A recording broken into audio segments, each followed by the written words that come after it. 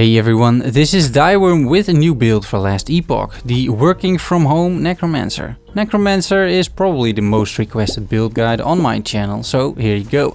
If you are enjoying last Epoch content, consider subscribing. Let's start with the build philosophy.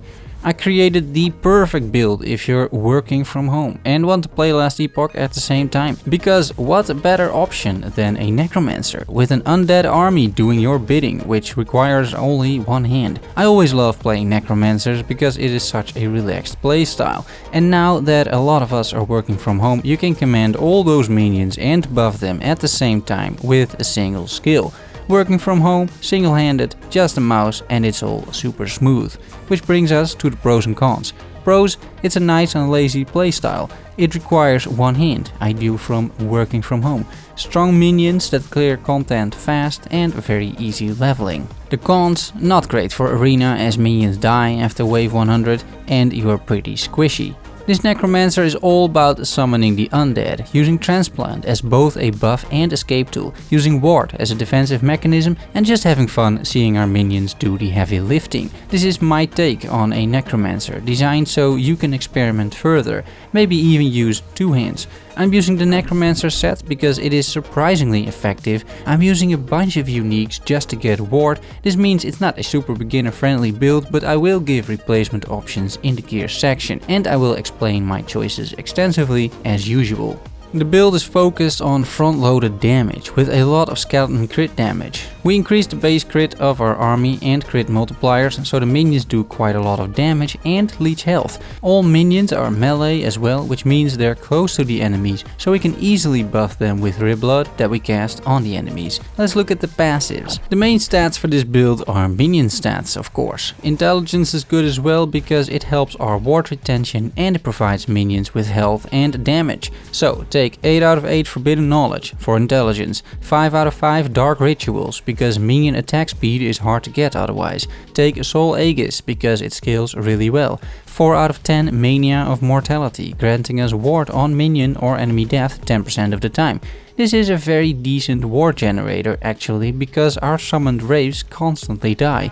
Finally, 4 out of 4 Unnatural Preservation for the ward retention. You take 8 points in the Lich Tree into Crippling Insight. 16 Intelligence is pretty massive, because that is 64 base minion health, 64% increased minion damage and 64% ward retention, and the rest of the points go to Necromancer. Take 8 out of 8 Risen Army for minion damage. Take 5 out of 5 Reclamation of Souls, which provides ward retention and gives 35 ward each time a minion dies. This synergizes well with summon Wraiths because they die all the time. Take 2 out of 8 Blood Armor for some flat minion health regen, and because we need to get to 5 out of 10 Mortal Tether for minion health, and for the final node of this chain, Unbound Necromancy, giving us an additional skeleton. Then 5 out of 5 Frantic Summons for increased attack and cast speed. Follow the chain with 5 out of 5 River of Bones, which turns minions into crit machines.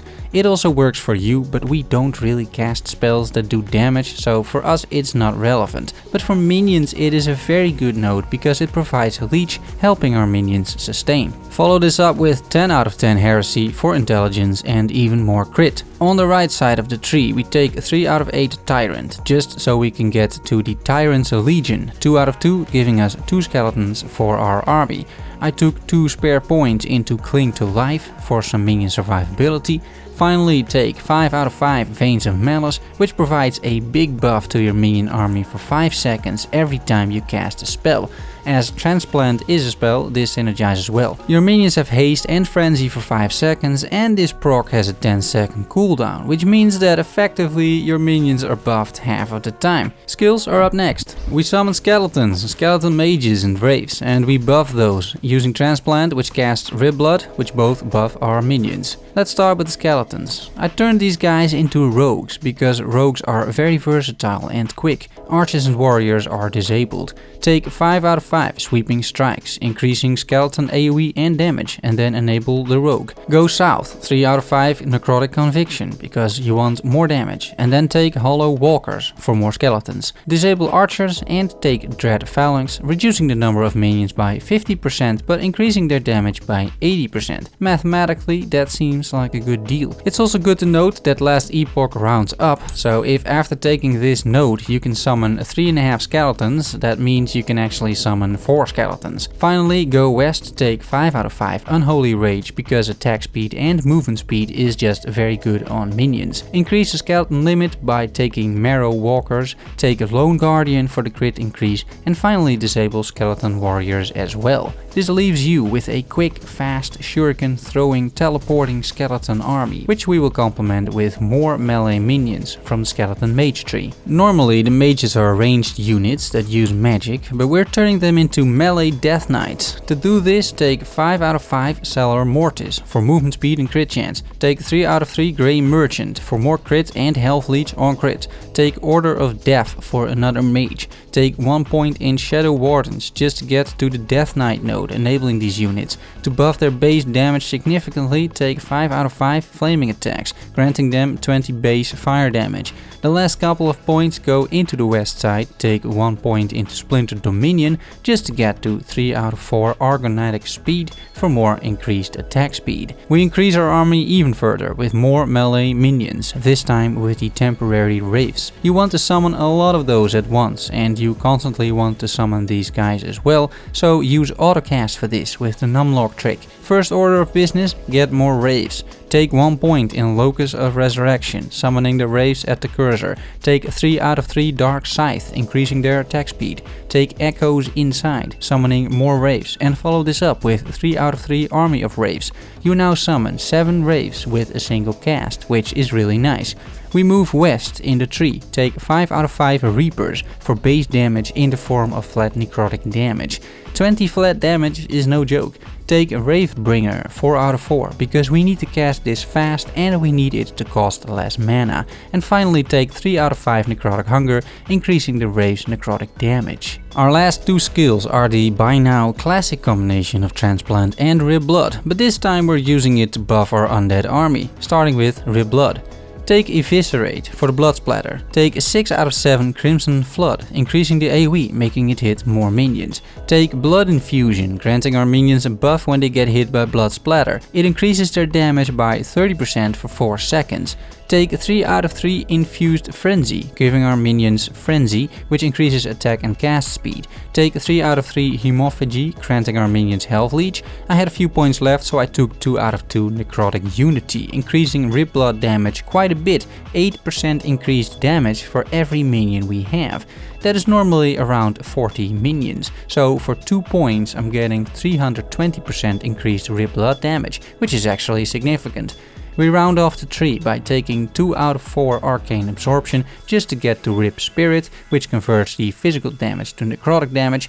It also makes the effect of Rib Blood a nice bluish color so you can easily see where it hits. And finally take Arcane Fortress, which ensures we're not taking health from Rib Blood anymore, but Ward, which is good because we are a Ward build and we are using Exsanguinous, so we don't even want health. Finally, to trigger Rib Blood, we use Transplant. This is actually the only skill we are casting ourselves. Get the Rib Blood nodes first, so take 1 out of 3 Acolyte's Fervor just to get the 3 out of 3 Dance of Blood, casting Rib Blood at the departure location each time you use Transplant. We then use Transplant for more defenses and to generate a few more minions along the way. Take 3 out of 3 Bone Armor, which grants armor and reduces incoming damage by 12%. Take 2 out of 2 Plated Bone, increasing that effect even further. 3 out of 3 Apostasy increases the bone armor duration. We buff our minion damage with Transplant as well with 3 out of 3 Last Laugh, which increases minion damage by 60% for 4 seconds. Top it off with Simulacrum, which creates a temporary bone minion every time you transplant. Take Purgatory, turning that temporary minion into a permanent one. And finally 3 out of 3 Ivory Court, granting you up to 4 bone minions. And while these bone minions don't really do all that much, they do benefit from all our minion stats, and once they die, they grant Ward to us. It synergizes well, and there's not much else worth taking on the Transplant tree anyway, at least for our build. Gear. Let me start up front by making a few general remarks. First, it doesn't matter what gear you have as long as there are minion stats on it. Gearing a Necromancer is extremely easy. Minion affixes are plenty. During the campaign you will be fine with just generic minion gear. There are a few jewelry pieces you want to use as base items. Turquoise rings and amulets primarily because they have implicit minion stats. You could boost minion damage and health by 100% by using these base items. A Necromancer wand is very nice to have. Spell damage doesn't affect minions in any way, nor do any of your other stats apart from intelligence. Crit chance doesn't give your minions crit chance unless it specifically says so. This means that a level 70 wand doesn't offer you anything in terms of minion stats compared to a level 4 wand. You're better off crafting a bunch of minion stats on a Necromancer wand. I'm making use of a lot of uniques and the Necromancer set. I already collected this set before I created the character and I used it for leveling. This won't blow your mind, but if you equip 2 of these set items at level 12, you will have an extremely smooth leveling experience. Buttery, silky smooth. To my surprise, however, these items hold up until very late game, and at level 75 I'm still comfortably using this set. It has decent stats, and the set bonus plus the affixes on the items provide your minions with 19 flat damage, which is normally really hard to get. I thought the set would fall off, but it doesn't. 3 crafted items may be better, but this works too. For jewelry I took 2 unique rings that drop all the time. The hollow fingers allow me to summon 1 extra skeleton while providing good minion implicits. Once again, 2 crafted rings here may be better, although you lose 1 skeleton in your army. In terms of defenses, we use Exsanguinous for ward, the Barbute helmet for the same reason, and a high level Aegis once again for ward. I chose war defense here because it's pretty decent and not hard to maintain. I made a controversial choice to not get glancing blow capped. Normally I would never advise this, but here I feel it's a little different. I did a bunch of testing and the reason why I die isn't because of incoming damage, but it's because of minions dying and then enemies piling on top of me. Once my minions are dead, I am dead. With this reasoning, it doesn't make much sense spending prefixes on glancing blow, so instead I'm using either uniques or prefixes for minion stats. So far this works up to wave 100 in the arena and around 30 consecutive monoliths or so. This does mean that you sort of need to know where the damage is coming from and that you actively dodge projectiles, because if you don't, you take a lot of damage. For late game, you need minion dodge rating on your gear in particular. You can get massive amounts of flat minion dodge rating, and I suggest you take that opportunity. Because minions take a lot of hits, dodge helps, and it's much better than percentage increased health if you have the choice. After incorporating some minion dodge on my gear, they survive the arena for much longer. If you don't have all these fancy uniques, just focus on minion stats on gear, combined with intelligence. It's more than enough to get you started, and I'm sure you'll pick up the unique pieces sooner or later, especially if you start farming the monolith. My idols all provide base crit chance for minions because we're focused a lot on minion crit synergy. It's in their skill trees, and my passives makes them leech health if they crit, so base crit on idols works really well. Finally, make sure to get at least 1 marked for death idol, so your minions have a chance to apply marked for death. Even 5% is enough because your minions hit so fast and so often. Leveling is easy because you summon minions and get minion stats on your gear, and that is all you need to do. You can just use the skill tree I provided and the passives I provided, and you're going to be totally fine. I created a build diary on leveling as well, so check that out to see how I did that. Finally, the playstyle during endgame. Here's the build in action. Before you start, make sure you summon your 6 rogues, your 4 death knights and your 4 bone minions from Transplant. Then set your wraiths to autocasting using the numlock keys. Now you're all set up. You can go back to work and play last Epoch with just 1 hand. If you have 2 hands available, you could target your minions towards your enemy of choice using A, but that's tedious, I find. I usually just let my minions decide what they want to kill because they're smart enough for a bunch of brain dead corpses. For the pro one-handers amongst you, a decent tactic is to lead the charge of your army, and then when you encounter enemies you transplant back into your army. This way you debuff the enemies, you buff your army, and you're safe. You can repeat this on bosses, and then the Ripblood also usually hits your minions, increasing their damage and leech even more. It all comes nicely together in this build, and I personally find it very satisfying to watch. It is not the most minion damage you will ever see in your life. It is not the most exquisite build ever created, but it just works and it'll get you far into the endgame. Particularly monoliths are really easy to farm with this, although it may lack some speed. I hope you have fun with the build and that the guide was useful. Thanks for watching and making it to the end. I'll see you all soon. Bye bye.